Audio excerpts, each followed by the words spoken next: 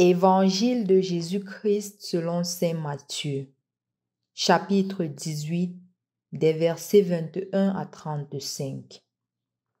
En ce temps-là, Pierre s'approcha de Jésus pour lui demander: « Seigneur, lorsque mon frère commettra des fautes contre moi, combien de fois dois-je lui pardonner? Jusqu'à 7 fois? » Jésus lui répondit: « Je ne te dis pas jusqu'à 7 fois, mais jusqu'à 70 fois 7 fois. » Ainsi, le royaume des cieux est comparable à un roi qui voulut régler ses comptes avec ses serviteurs. Il commençait quand on lui amena quelqu'un qui lui devait 10 000 talents, c'est-à-dire 60 millions de pièces d'argent. Comme cet homme n'avait pas de quoi rembourser, le maître ordonna de le vendre avec sa femme, ses enfants et tous ses biens en remboursement de sa dette. Alors, tombant à ses pieds, le serviteur demeurait prosterné et disait: « Prends patience envers moi et je te rembourserai tout. » Saisi de compassion, le maître de ce serviteur le laissa partir et lui remit sa dette. Mais, en sortant, ce serviteur trouva un de ses compagnons qui lui devait 100 pièces d'argent. Il se jeta sur lui pour l'étrangler en disant: « Rembourse ta dette. » Alors, tombant à ses pieds, son compagnon le suppliait: « Prends patience envers moi et je te rembourserai. » Mais l'autre refusa et le fut jeté en prison jusqu'à ce qu'il ait remboursé ce qu'il devait. Ses compagnons, en voyant cela, furent profondément attristés et allèrent raconter à leur maître tout ce qui s'était passé. Alors, celui-ci le fit appeler et lui dit: « Serviteur mauvais, je t'avais remis toute cette dette parce que tu m'avais supplié. Ne devais-tu pas à ton tour avoir pitié de ton compagnon comme moi-même j'avais eu pitié de toi? » Dans sa colère, son maître le livra au bourreau jusqu'à ce qu'il eût remboursé tout ce qu'il devait. C'est ainsi que mon Père du ciel vous traitera si chacun de vous ne pardonne pas à son frère au fond du cœur. Au nom du Père et du Fils et du Saint-Esprit. Amen. Loué soit Jésus-Christ. Il y a de cela quelque temps, j'avais un échange avec un des jeunes que j'accompagne et cette personne-là a fait une expérience des JMJ, de la Journée mondiale des jeunes. Et elle me disait tantôt que il y a de cela quelque temps, avant la Journée mondiale des jeunes, elle pensait que le catholicisme était une religion de liberté, une religion dans laquelle chacun pouvait faire ce qu'il voulait. Mais elle a eu l'occasion de participer à plusieurs conférences là-bas et elle s'est rendue compte qu'en fait, ce n'est pas cela. Le catholicisme a des exigences. Ça ne veut pas pour autant dire, disait-elle, que la liberté est mise de côté. Mais la personne qui adhère au catholicisme y adhère en toute liberté pour pouvoir se laisser transformer par Jésus et de l'embrasser pleinement. En fait, c'est cela le catholicisme. L'Église n'est pas là pour t'imposer un style de vie. L'Église t'invite à embrasser la foi qu'elle te propose, tout en imitant notre modèle qui est Jésus-Christ lui-même. Nous avons la grâce aujourd'hui d'écouter l'évangile de Saint Matthieu qui parle justement du pardon. Et on se rend compte que les disciples posent cette question, spécialement Pierre, parce qu'il a passé un certain temps avec Jésus. Il est habité par son background juif. Étant habité par son background juif, il se rend compte que Jésus fait un dépassement de la loi juive. Jésus fait un dépassement justement du pardon, parce que pardonner à l'époque de Jésus, c'était déjà jusqu'à 3 fois. Quand quelqu'un pardonnait jusqu'à 3 fois, il avait atteint le paroxysme, il avait atteint le summum, il avait atteint le sommet. Mais ayant vécu avec Jésus, il se rend compte que le pardon de Jésus ne se limite pas à 3 fois. Et c'est pour cela qu'il utilise le chiffre de la perfection 7. Jusqu'à 7 fois dois-je pardonner. Ça veut dire, Seigneur, tu vois, j'ai une expérience profonde avec toi. Ayant une expérience profonde avec toi, je crois que l'homme peut pardonner jusqu'à 7 fois. Qu'est-ce que tu en dis? Et c'est à Jésus de répondre. Non, je ne te dis pas jusqu'à 7 fois. Je te dis jusqu'à 70 fois 7 fois. Rappelons-nous dans l'Ancien Testament que lorsque Caïn tue son frère Abel, et le Seigneur dit là-bas que si jamais quelqu'un porte atteinte à la vie de Caïn, il sera vengé jusqu'à 7 fois.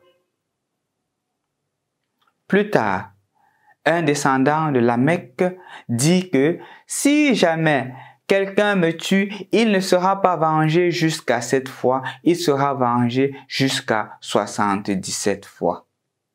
Toujours le chiffre 7. Donc, quand on revient à l'évangile d'aujourd'hui, quand Pierre est en train de dire jusqu'à 7 fois, pour Pierre, il a atteint le paroxysme.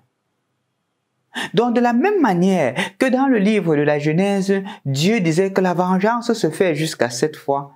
Pierre est en train de dire que nous allons contredire cela, on va remplacer la vengeance par le pardon, par la pitié, par l'indulgence qui va jusqu'à 7 fois. Jésus va plus loin en disant que on doit pardonner jusqu'à 70 fois 7 fois, impliquant pardonner jusqu'à l'infini.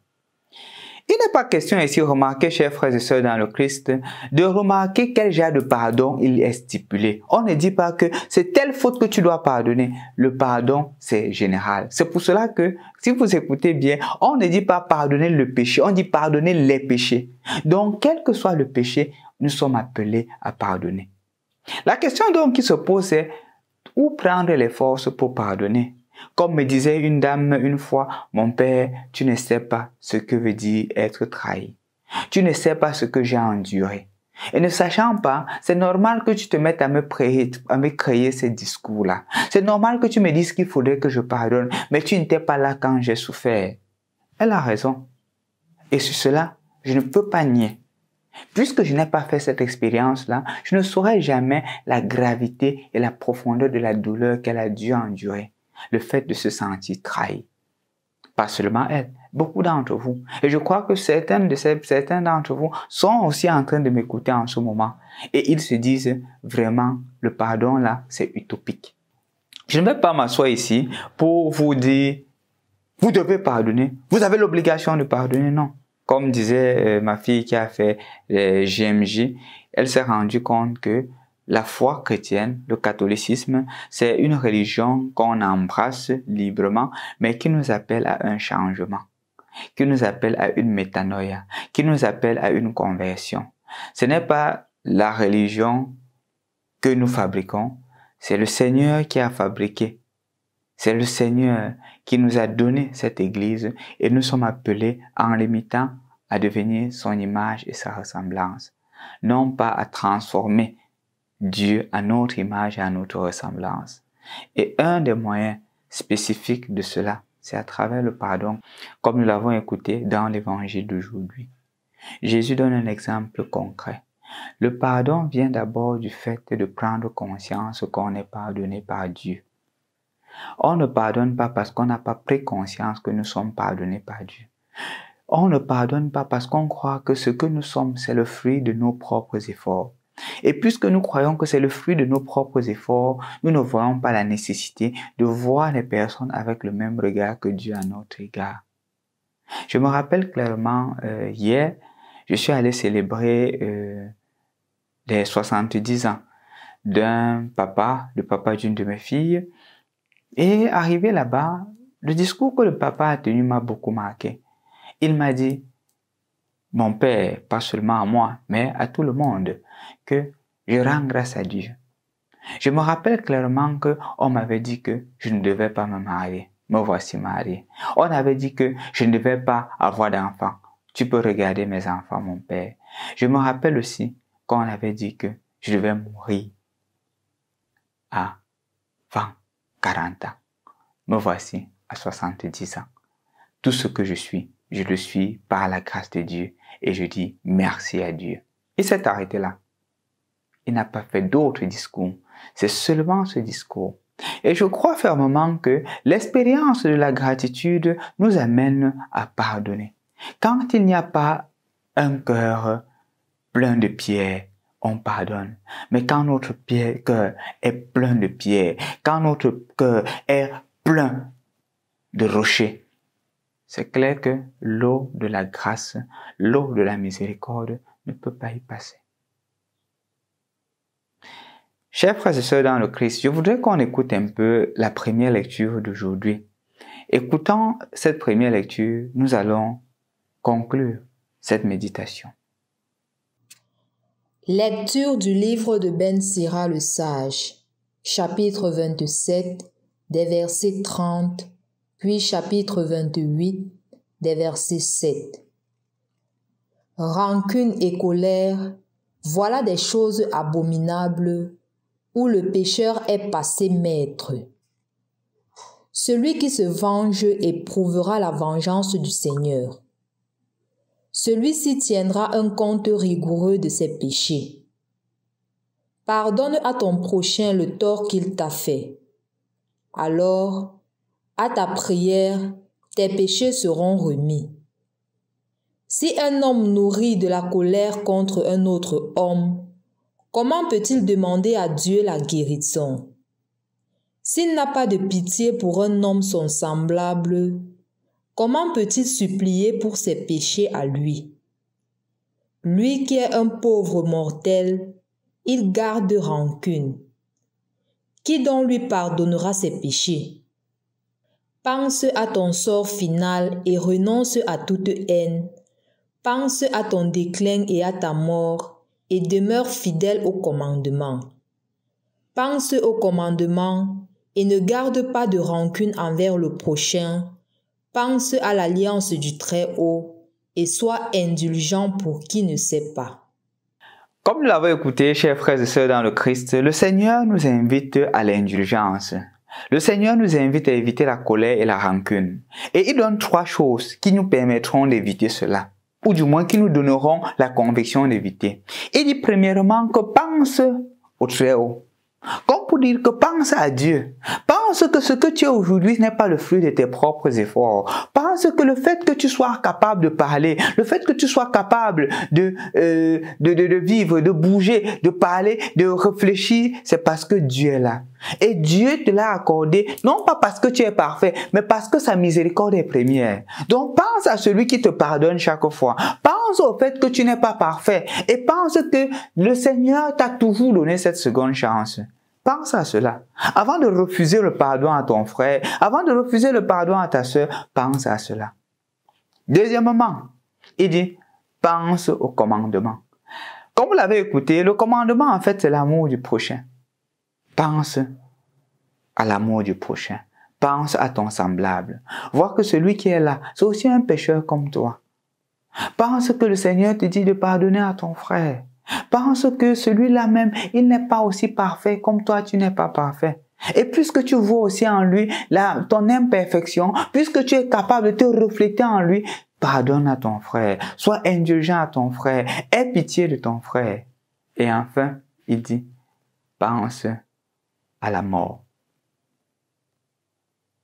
C'est très marrant. Pense à la mort. Comme pour me faire comprendre, comme pour te faire comprendre que dis-toi que demain tu ne seras pas là. Dis-toi que demain tu vas mourir. Et qu'est-ce que tu vas laisser derrière toi? Parce que le refus de pardon, généralement, ne se limite pas à soi. Ça se transmet de génération en génération. Je me rappelle clairement un jeune qui vient me rencontrer et nous nous mettons à parler. Et je lui dis que va appeler ta cousine parce que sa cousine était dans la situation qu'il me racontait. Et il me dit non, je peux pas l'appeler. Je dis pourquoi? Il dit nous sommes en conflit. Je dis mais tout jeune comme ça, vous avez quel conflit? Il me dit que mon père, ce n'est pas de maintenant. C'est depuis nos arrière-parents. Et je dis mais jusqu'à maintenant, vous portez ces conflits-là. Jusqu'à présent. Mais en effet, c'est quoi? C'est que les arrière-parents ont eu les problèmes, ils n'ont pas pu se pardonner, ils n'ont pas pu se réconcilier. Cela s'est répercuté sur arrière, les fils, et les fils, les petits-fils. Et c'est comme ça que ça s'est continué jusqu'au jour où je parlais avec lui. Ce mal-là avait perduré. Le pardon n'est pas seulement présent. Le pardon est futur. Et justement, pardonner veut dire passer dessus. Je ne suis pas en train de te dire, je ne suis pas en train de te faire croire que pardonner veut dire que la cicatrice va se sécher. C'est faux. Quand on se blesse, la cicatrice demeure. Je ne suis pas en train de te dire que quand tu vas pardonner, tout ira bien.